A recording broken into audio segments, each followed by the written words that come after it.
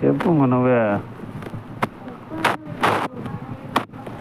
చెప్పు. ఆయన చరిత్ర పెద్దిరెడ్డి రామచంద్రారెడ్డి చరిత్ర చూడండి ఫ్రెండ్స్. కొట్లాడి వచ్చింది, బయటికి పోయి వేరే పుంజుతో బాగా అలసిపోయింది.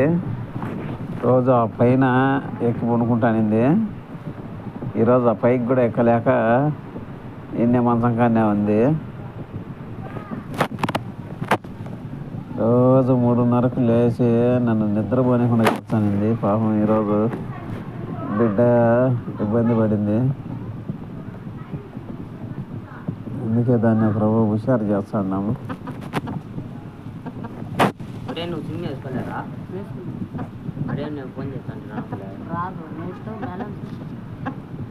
అట్లా నాకు ఏమన్నా మూతి మీద ఏమన్నా దెబ్బలు తగిలేము చూడు.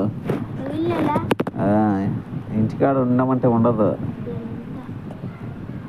ఈ మధ్యన షికార్లు ఎక్కువైపోయినాయి. మనుషులు పిలిచినా కూడా రావడం లేదు దగ్గరికి. లక్షణంగా గింజలు ఇంట్లో వేసి గింజలు తినకుండా బయటికి ఏమన్నా అవసరమా?